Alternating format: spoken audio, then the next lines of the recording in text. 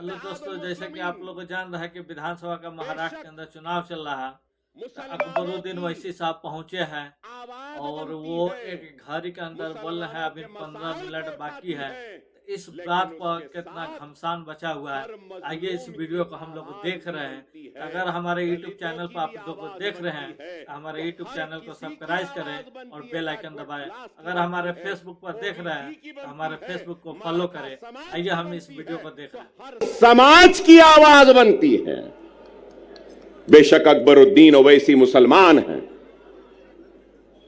मैं ला इलाहा इल्लल्लाह मुहम्मदुर रसूलुल्लाह कलमा पढ़ने वाला मुसलमान हूं। मुझे नाज है मुसलमान होने पर, तो मुझे फख्र है हिंदुस्तानी होने पर। मैं फख्र से कहता हूं कि मैं हिंदुस्तानी हूं। हम हर एक के मसाइल उठाते। यहां पे बैठे हमारे दलित समाज के लोग हैं, दूसरे समाज के लोग हैं, बैकवर्ड क्लासेस के हैं, मुसलमान भी हैं, हर कोई है। मैं यही बात कहना चाहता हूं, हां, मुसलमान की आवाज बनकर हम मुसलमान के मसाइल को उठाते हैं। मैं उठाता हूं, मुझे शर्मिंदगी नहीं है इस बात का इकरार करते हुए कि मुसलमान हूं, मुसलमानों की आवाज बनता हो, मुसलमान की तकलीफ को बयान करता हो, मुसलमान की हक तलफी पे लड़ता हो, मुसलमान की हक की लड़ाई लड़ता हो और नाइंसाफी पर आवाज को बुलंद करता हो। इसलिए कि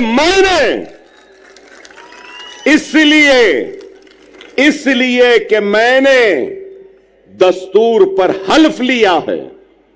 बहैसियत रुकने असेंबली अवामी नुमाइंदे मेरी जिम्मेदारी है कि मैं सबसे पीछे वाले को आगे लाऊं, पिछड़े हुए को ताकत दूं, कमजोर को खुवत दूं और जो आखिरी में है उसको आगे बढ़ाऊं।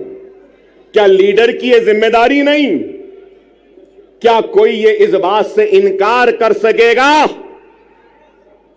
कि हिंदुस्तान की सबसे बड़ी अक़लियत मुसलमान रोजी रोटी, कपड़ा, मकान, तालीम, खुशहाली में सबसे पीछे है? और आज हमारी कोशिश वो पीछे जो मुसलमान है उसको आगे लाएं। हमारी कोशिश वो पिछड़ा हुआ मुसलमान उसको आगे लाएं।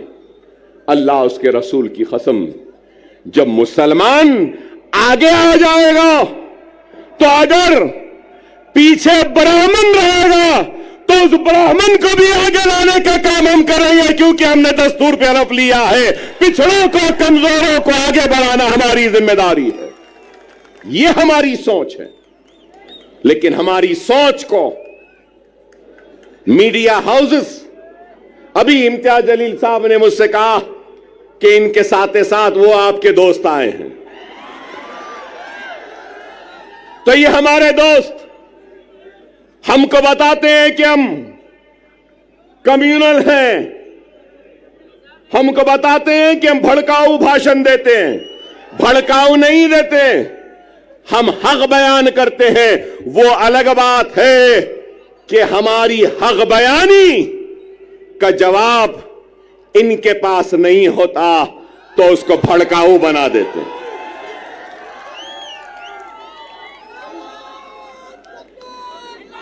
आज ही मैंने किसी न्यूज चैनल में देखा जिसमें योगी आदित्यनाथ ने अपनी तकरीर में कहा कि बटोगे तो कटोगे। लोग काफी एतराज कर रहे हैं उस बात पर, मगर मैं ये कहूंगा, बीफ के नाम पर, मॉब लिंचिंग के नाम पर, घर वापसी के नाम पर, सर पे टोपी पहनने के नाम पर, दाढ़ी पालने के नाम पर जो तुम काट रहे हो, क्या ये तुम्हारी नफरत हिंदुस्तान के सबसे बड़ी अक़लियत से क्या यह मुल्क को कमजोर नहीं कर रही है? इसका जवाब दो मुझे। अगर हिंदू और मुसलमान को तुम लड़ाओगे, हिंदू और मुसलमानों को नफरत कराओगे, तो क्या यह मुल्क को कमजोर करने के बराबर नहीं है? और अगर मैं कह रहा हूं, मैं अकबर ओवैसी मुसलमान, ला इलाहा इल्लल्लाह मोहम्मद रसूलुल्लाह कलमा पढ़ने वाला मुसलमान, इस मुल्क का किराएदार नहीं है। मैं कह रहा हूं नरेंद्र मोदी, ऐ योगी, जितना तेरा हिंदुस्तान है उतना मेरा भी हिंदुस्तान है। हिंदुस्तान न तेरी जागीर है न मेरी जागीर है। हिंदुस्तान हिंदू, मुस्लिम, सिख, ईसाई, पारसी हर मजहब के मानने वालों का है। मजहब भगवान अल्लाह गॉड को नहीं मानने वाले का भी है, किसी एक का नहीं है। हम ये बात कहते हैं तो इनको बुरा दिखता है। अरे इस मुल्क का सबसे बड़ा मसला क्या है? बेरोजगारी। इस मुल्क का सबसे बड़ा मसला क्या है? महंगाई। इस मुल्क का सबसे बड़ा मसला क्या है? हर 2 मिनट 3 मिनट को रेप होते हैं। इस मुल्क का सबसे बड़ा मसला क्या है? ग्रेजुएट्स को नौकरियां। इस मुल्क का सबसे बड़ा मसला क्या है? मुल्क की कमजोर इकोनॉमी को मजबूत करना। इस मुल्क का सबसे बड़ा मसला क्या है? पेट्रोल, डीजल, गैस की बढ़ती हुई कीमतों को नीचे लाना। इस मुल्क का सबसे बड़ा मसला क्या है? रुपये की गिरती हुई कदर को ऊंचा करना। आप बताओ, क्या बेरोजगारी को दूर करने कुछ हो रहा है? महंगाई को दूर करने कुछ हो रहा है? क्या बेघर लोगों को घर देने के लिए कुछ हो रहा है? कुछ नहीं हो रहा है। सिर्फ इस मुल्क को मजहब के नाम पर बांटने की बात कर रहे हैं। योगी की तकरीर को मैंने सुना, बटोगे तो कटोगे कहां? उसके बाद कहा कि जात पात की सियासत। अरे जात पात की सियासत बोलने वाले, तू ये क्यों नहीं कहता कि मजहब की सियासत नहीं करनी चाहिए? यह बात क्यों नहीं कहते? ये तो मजहब की सियासत करेंगे, नफरत के बीज को बोते जाएंगे, असल मसाइल से तवज्जो हटाते रहेंगे। अगर कुछ है तो तलाक सलासा। अरे तलाक सलासा मसला नहीं है। हर मिनट में होने वाला एक रेप, यह हिंदुस्तान का सबसे बड़ा मसला है। एक औरत रात के अंधेरे में घूम नहीं सकती, खेतों में उसकी इज्जत और इस्मत को लुटेरे लूट रहे हैं, यह मसला है। अरे इस पे बात करो, इस पे कुछ करो। नहीं, मुसलमान ऐसा, मुसलमान के इतने बीवी, मुसलमान ऐसा करा, मुसलमान वैसा करा। अरे आप बताओ, तलाक सलासा हो गया, CAA NRC, CAA NRC. Parliament में थे इम्तियाज जलील साहब, हर मसले पर। अरे आप बताओ, आज मैं यहां खड़े होकर कह रहा हूं, जिम्मेदारी के साथ कह रहा हूं, मजलिस इत्तेहाद अल मुस्लिमीन के एक जिम्मेदार लीडर की हैसियत से कह रहा हूं और यह ऐलान कर रहा हूं कि मराठा समाज के लिए जो रिजर्वेशन की तहरीक चला रहे हैं, उनके लीडर, मैं उनसे कहूंगा, हमारा पूरा साथ आपके साथ है, हमारा पूरा ताउन आपके साथ है। हम पूरी कोशिश करेंगे, मगर उसके साथ साथ मैं ये भी कहूंगा, इत्तेहाद होता है ना, तो इत्तेहाद बैनुल मजलूमीन होना चाहिए। इत्तेहाद बैनुल मजलूमीन होना चाहिए। हिंदुस्तान में जुल्म का शिकार अगर कोई है तो वो मुसलमान है। हिंदुस्तान में जुल्म का शिकार अगर कोई है तो वो दलित है। हिंदुस्तान में जुल्म का शिकार अगर कोई है तो वो पसमानदा तबकात है। चलो आओ, मराठा, दलित और मुसलमान इत्तेहादुल बैनुल मजलूमीन बन जाते हैं और अपने जुल्म के खिलाफ आवाज को बुलंद करते हैं।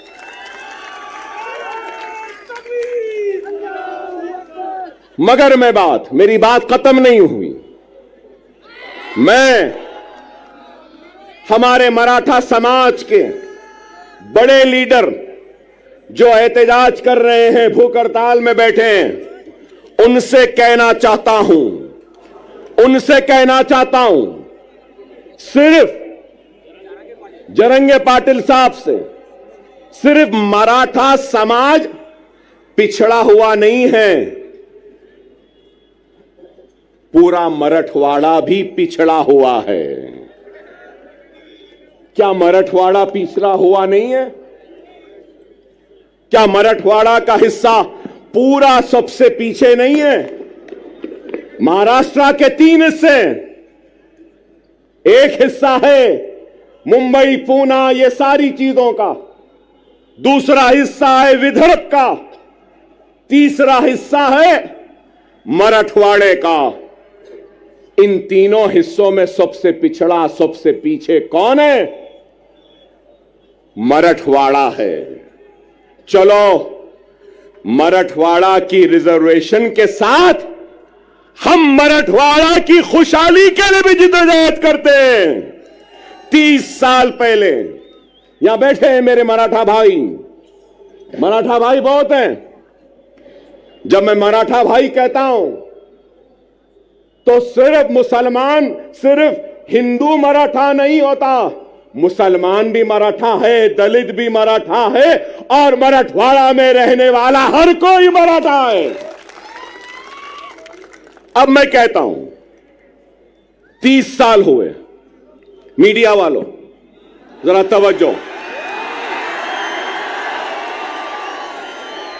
30 साल हुए, 30 इयर्स, 30 साल हुए।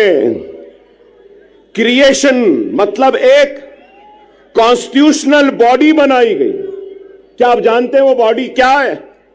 Marathwada statutory development board.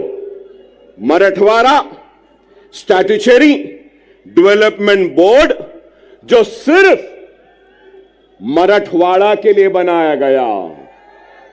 कागज पे तो है, पैसा नहीं है, कुछ नहीं देते।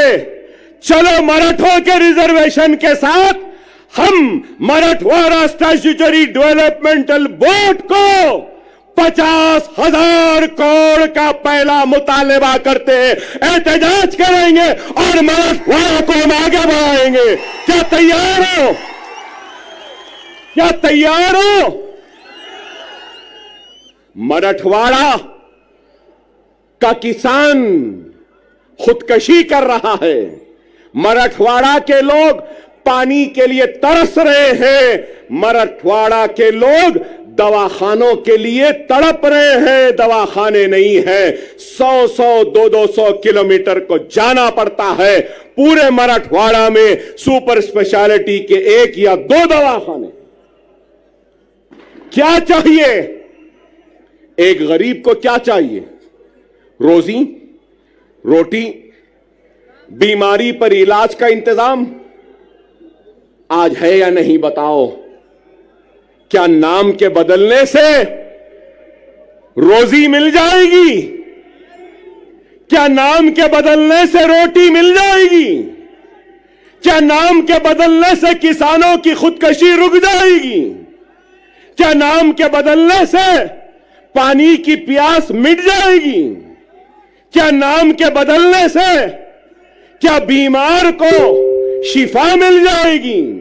क्या नाम के बदलने से कर्जदार किसान के कर्ज दूर हो जाएंगे? नाम में क्या रखा है? ऐ नाहेलो ना समझो, ऐ झूठो, ऐ बेमानो, काम करो काम। क्या यह गलत है? नीति आयोग की रिपोर्ट उठाकर देख लीजिए मीडिया वालों। काबिल है, मुझसे काबिल, मुझसे पढ़े लिखे, मुझसे समझदार, मुझसे दूरअंदेश, मुझसे ज्यादा सोच फिक्र करने वाले, और मैं तो खुला कह रहा हूं, मोदी और योगी का मैं तो दुश्मन हूं, शायद आप उनके दोस्त हैं। बताओ उनको, जाकर बोलो नीति आयोग क्या कह रहा है। नीति आयोग की लेटेस्ट रिपोर्ट कह रही है, मेरे मराठा भाइयों, कि सबसे पिछड़ा हुआ जीएसडीपी कम है, रोजाना की कमाई, पानी नहीं मिल रहा है, बीमारी के लिए तड़प रहे हैं। नीति आयोग कह रहा है कि वो मराठवाड़ा का रीजन है। मैं इम्तियाज जलील साहब से भी कहूंगा, सीमांचल की तरक्की के लिए मजलिस लड़ रही है। आप पार्लियामेंट में थे तो आप भी लड़े, अब आप आओ, मैं भी आपके साथ हूं। हम मराठवाड़ा की खुशहाली व तरक्की के लिए लड़ेंगे। हम मराठों का साथ में लेंगे, मुसलमानों को लेंगे, हिंदुओं को लेंगे, मराठों को लेंगे, दलितों को लेंगे, एससीओ को लेंगे, एसटी को लेंगे, सबको लेंगे, और मराठों और मराठवाड़ा के लिए हम लड़ेंगे। क्या मेरी बात से आप राजी हैं? राजी हैं? मेरी बात सही है? सही है तो नारे तकबीर, नारे तकबीर, नारे तकबीर। मराठा चीफ मिनिस्टर नहीं चाहिए, मराठवाड़ा में पानी चाहिए। मराठा मिनिस्टर नहीं चाहिए, मराठों को नौकरियां चाहिए। मराठा वो क्या कहते हैं, guardian minister, Maratha guardian minister नहीं चाहिए। मराठों और मराठवाड़ा को उसका हक चाहिए। ये हम चाहते हैं, ये हमारी सोच है, ये हमारी फिक्र है। मैंने आपसे पहले भी कहा कि क्या उद्धव ठाकरे अपना सबक पढ़ाने में कामयाब हो गए, या नेहरू गांधी खानदान अपना सबक पढ़ाने में कामयाब हो गए? मेरी इस बात को याद रख लो, अपने वोट की अहमियत को समझो। यहां मौजूद सारे लोगों से कहूंगा कि जमहूरियत के जश्न, ये इलेक्शन में तुम्हारी सबसे बड़ी अगर कोई ताकत है तो याद रखो, वो तुम्हारा वोट है। वोट का सही इस्तेमाल करो। अगर वोट का गलत इस्तेमाल करोगे तो नहीं मालूम कौन तुम्हारे वोट को ले जाकर हिंदुत्व के दामन में, उनके कदमों में डाल देगा। क्या गारंटी है? पूरी गारंटियों का दौर चल रहा है। हमारे पास भी 6 गारंटी आई, कर्नाटक में भी गारंटी आई, हरियाणा में भी गारंटी आई। मिस्टर मोदी ने कहा कि मोदी की गारंटी, वाह वाह,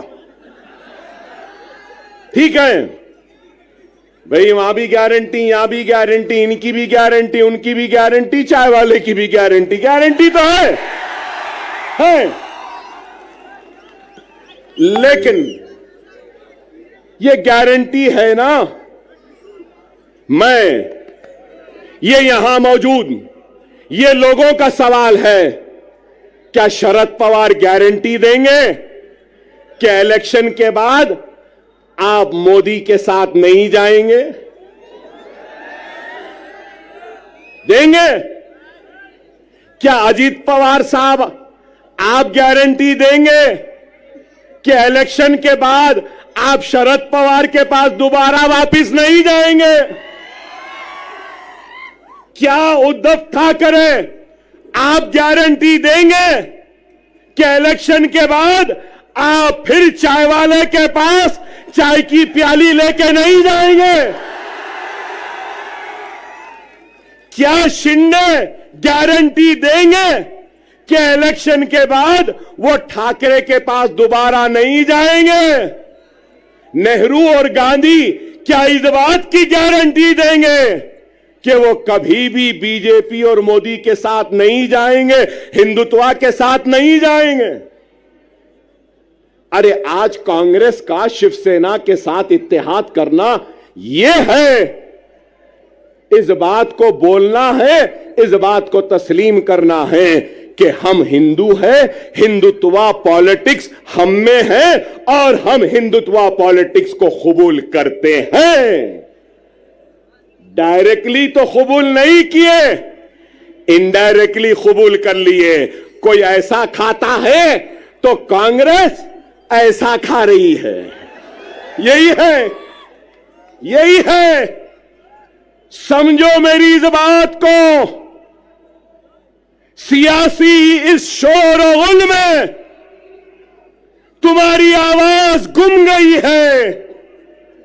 हर किसी की आवाज है।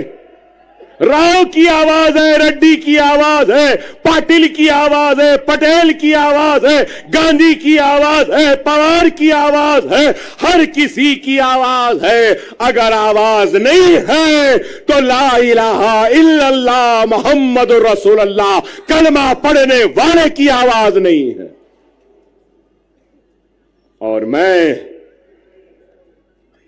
इस सियासी शोर गुल में नारे तकबीर अल्लाह अकबर की आवाज को फिजाओं में गुंजाने के लिए, जोरदार नारा लगाने के लिए आया हूं। अपनी जात के लिए नहीं आया हूं। मैं तुम्हारी इज्जत के लिए आया हूं, तुम्हारे वक़ार के लिए आया हूं, तुम्हारे वजूद का एहसास दिलाने के लिए आया हूं कि हम जिंदा हैं, हम मुर्दा कौम नहीं है।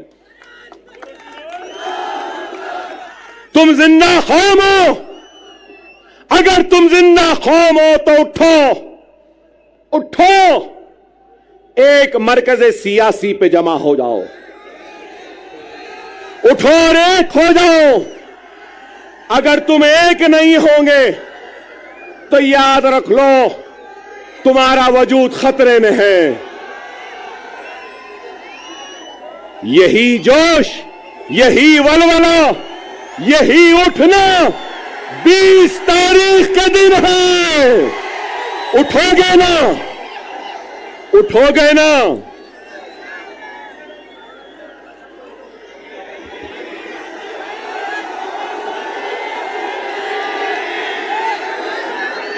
(9:45)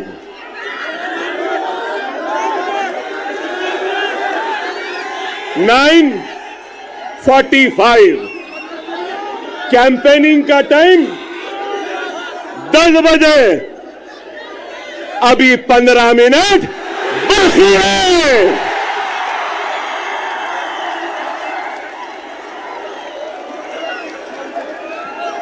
अरे भाई 15 मिनट बाकी है, सब्र करिए। ना वो मेरा पीछा छोड़ती है, ना मैं उसका पीछा छोड़ सकता। चल रही है मगर क्या गूंज है। नारे तकबीर, नारे तकबीर, नारे तकबीर। अल्हम्दुलिल्लाह, अल्हम्दुलिल्लाह। खुदारा मेरी बात को समझो, वक्त नाजुक है। हमारा सबसे अव्वलीन फरीजा क्या है? क्या है? महाराष्ट्र में बीजेपी और शिंदे सेना और अजीत पवार के हुकूमत को शिकस्त देना, हराना है। उसके साथ हमारी जिम्मेदारी है, जहां जहां हमारे नुमाइंदे हैं, हमको अपने नुमाइंदों को भी कामयाब करना है। मैं आपके जोश की कदर करता हूं, आपके जोश का एहतराम करता हूं। याद रखो, वो कौम जिसके पास सिर्फ जोश है और होश नहीं, तो वो कौम कामयाब नहीं होती। वही कौम कामयाब होती है जिस कौम के पास जोश भी होता है और होश भी होता है।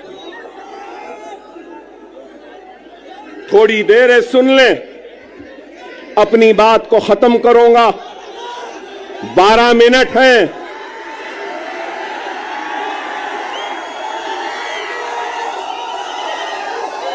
सब्र से सुने, वक्त नाजुक है।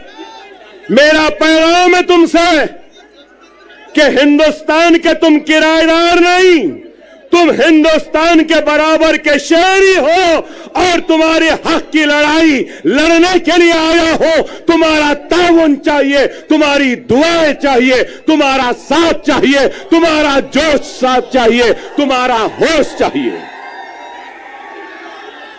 क्या ताउन दोगे? क्या तुम्हारी ताकत दोगे? क्या तुम्हारा इत्तेहाद दोगे? अगर मैं आज इस आवाम से इत्तेहाद की अपील कर रहा हूं, तो मजलिस इत्तेहादुल मुस्लिमीन से किसी भी वजह से दूर होने वाले हर फर्द, हर मर्द, हर खवातीन, हर कायद से अपील करता हूं कि आओ, इस जमात में आ जाओ, वापिस आ जाओ। ये जमात तुम्हारी भी है, ये तुम्हारी थी, आओ।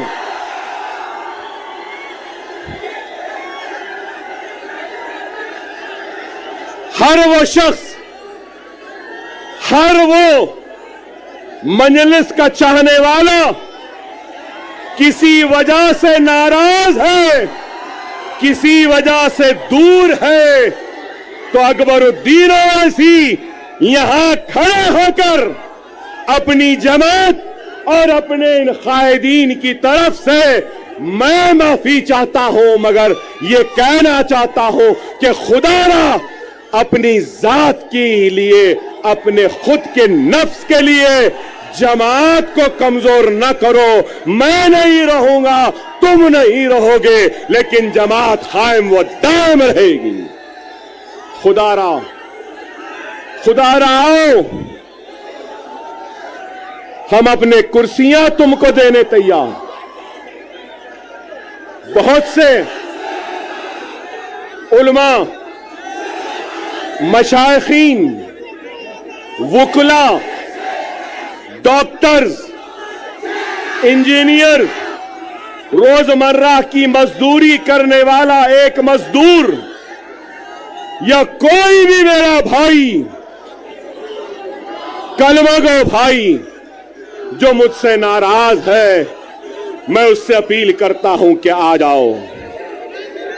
ये वक्त है, ये वक्त है 2 मिनट की खामोशी।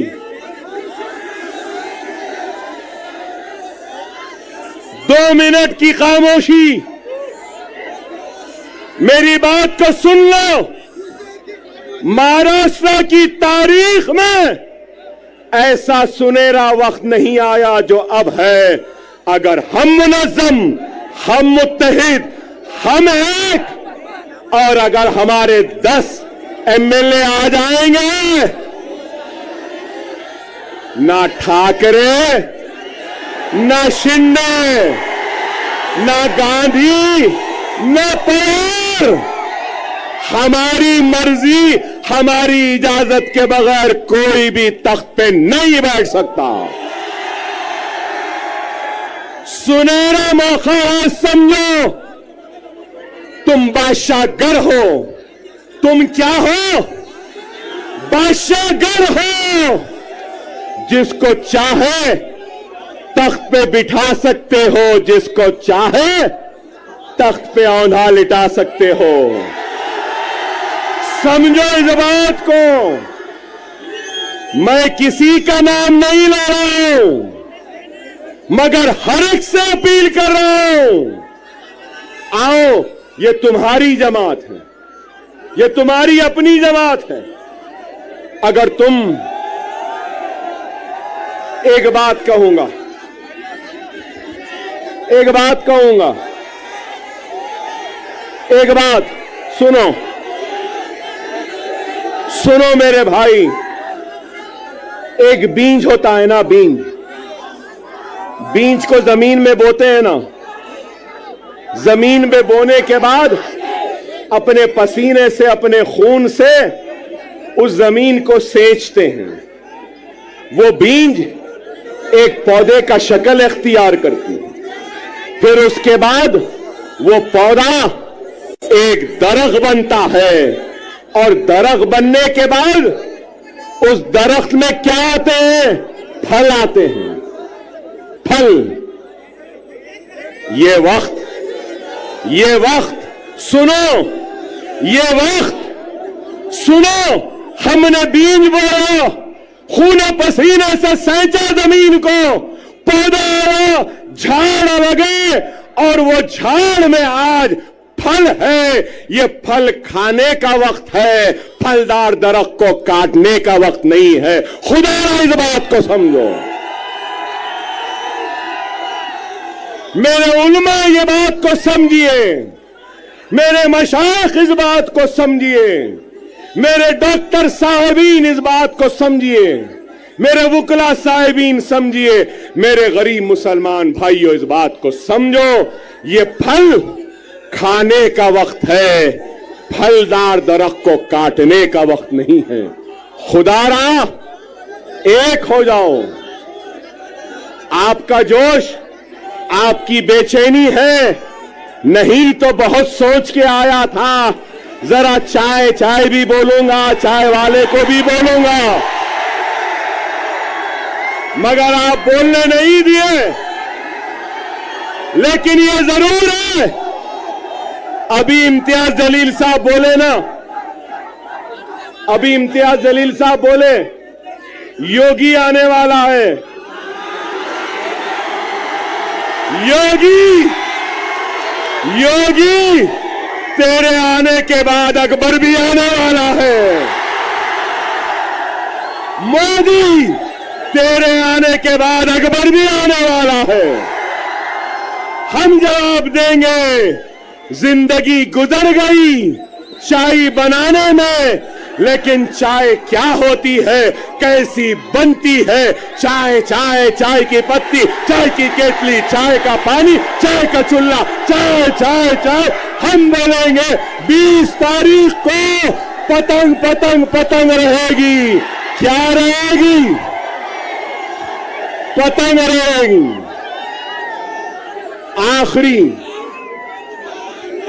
आखिरी अहम बात, आखिरी अहम बात, 10 साल के बाद आया था, अल्हम्दुलिल्लाह जोश तो आज भी है बाकी। 10 साल बाद आया, लेकिन वलवला आज भी बाकी है। 10 साल बाद आया, मगर तुम्हारे जोश ने मुझे और जवान बना दिया। वादा है, वादा है, महाराष्ट्र की सियासत में इम्तियाज जलील और दूसरों के साथ अकबरुद्दीन ओवैसी भी अब खांधे से खांधा मिलाकर खड़ा रहेगा। औरंगाबाद हो, नांदेड़ हो, उस्मानाबाद हो या शोलापुर हो या मुंबई हो, अब अकबरुद्दीन ओवैसी आता रहेगा, जाता रहेगा, हर ओर पर नजर डालेगा। जिंदगी में मैंने कभी भी वोट नहीं मांगा। मैं 6 इलेक्शन जीत गया। कितने? 6। अब 30 बरस होते हैं। मगर आपसे कहूंगा, आप इस इलेक्शन में मजलिस के साथ साथ इम्तियाज जलील और नासिर साहब के साथ और हमारे दलित भाई के साथ आप अपना वोट अकबर ओवैसी को भी दे रहे हो।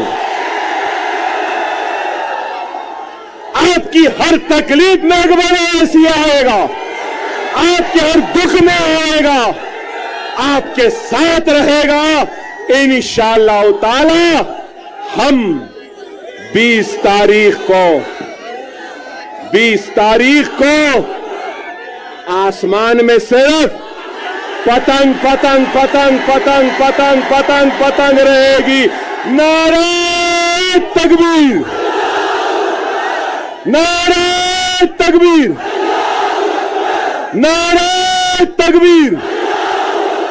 हिंदुस्तान, हिंदुस्तान, हिंदुस्तान। हम सब एक हैं, हम सब एक हैं और हम सब एक रहेंगे। औरंगाबाद हमारा था, हमारा है, हमारा रहेगा। वाखिर दार अल्हम्दुलिल्लाह रब्बिल आलमीन।